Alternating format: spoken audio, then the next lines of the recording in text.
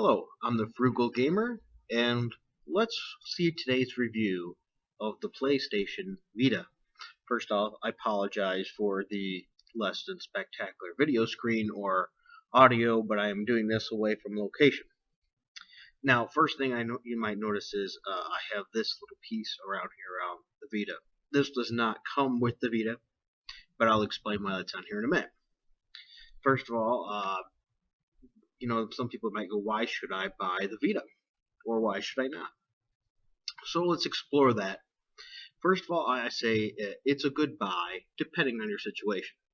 For one, I wanted a portable game unit that I can pack in my bag and bring with me because I do a lot of off-site work and things where I get time to work on things. So this came in handy for me. Now, I would also recommend getting a hard shell case for it. As you can see, the screen can be scratched, so I would also consider getting a screen protector. Now let's do a quick review. The buttons are very functional and easy to use. The controls analog sticks are very good, as well as the buttons start and stop are here, a PlayStation button here. We also have the triggers. You can't see them exactly, but they're over here and here on the unit itself. And then those come in very handy. So let me pop this out right now. As you can see, the triggers are here and here. Okay, now here's the issue. When I play, I find this a little bit cumbersome to hold on to. For some people, it might be fine. There's also, by the way, a touch screen back here where you can use the touch-sensitive controls.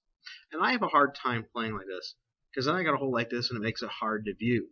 Whereas I find with this unit here, which you can get one of these for less than $10 with triggers, you just put the unit in, pop it into place, and it's much easier to hold and much more comfortable, and I can put it at a more playable angle for me. But that works well for me. There's also a camera in the front as well as in the rear. Over here, you have this where you can open up and put a PlayStation game. And there's this other compartment here that can be used for other special media if they'd ever make anything for it, which I'm not sure if they do. We have our volume as well as our power, our memory card storage, and where we plug it in to save.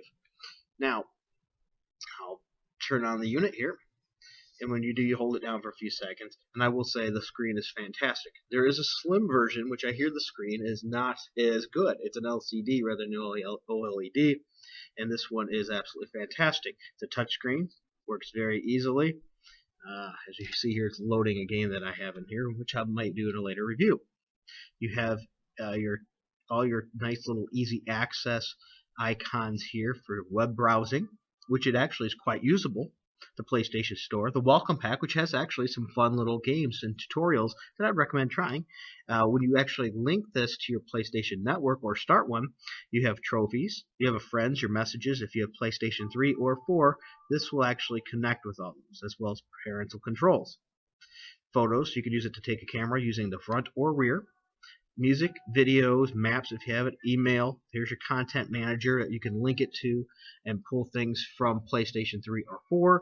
There's your settings. You also have the remote play option, which I found not very useful for PlayStation 3, where you can access your PlayStation 3 remotely and play the games on here. But on 4, supposedly, they're really taking advantage. In your PlayStation 4 games, you can port, if you're home and use your Wi-Fi, or use port Wi-Fi away from home, you can actually play your games away from your PlayStation 4. As well as you can download demos, and has a good calendar. Calendar is actually very useful on this. I'll go over some games later. As I said, the screen's fantastic. The sound is good, which now leads me to why buy this. Well, there is a large wealth of games available for this unit that you can get from the PlayStation Network as well and download directly to the unit. I will say the memory cards on this unit are rather expensive, so if you don't mind an LED screen, a little bit cheaper, the Slim uses regular memory cards, I guess, so it's cheaper that way. Now, overall, is it worth it? If you are not going to play this very often, I would say no. Would I pay the near $200 price for this? Probably not. I would look around and getting it used. You could get it in absolutely fantastic condition. This one was like new condition when I got it, still is, and I bought it that way for $100 with the Black Ops with it used, and you cannot tell anything that's been used on it. You can completely restore it. So for $100, I say it's a definite buy. For full price, I'd be iffy on that. Now you might go, well, I want the warranty. Well, granted, if you buy it from a store, you get a short warranty. What you could do is go and buy the PlayStation Protection Plan for this. I will say it's a bit expensive. I believe it's like $60-something, but it will protect it, I believe, for 3 years. You could double check on that. There's 2 versions of the protection plan as far as I'm aware of. Speakers are also here from where the sound comes out, so some people might tend to muffle it. Now, once again, I bought this unit here because it tends to make it easier. I like the triggers on this a lot more. So that is my take on the PlayStation. I would say a buy at a steal of a price if you get some kind of special deal on it maybe, or $100 used like new. If you look on Craigslist, if you feel safe with that, eBay, things like that. Brand new, I'd be a little bit more iffy on that, but there's a wealth of games on here where you can play some PlayStation 1 games, PlayStation Portable games. They're making ports for this, and they still make Vita games. Alright, so with that said and done, thank you for your time, and I appreciate it. And if you like this video, please click like so I can continue to make more. Have a wonderful day.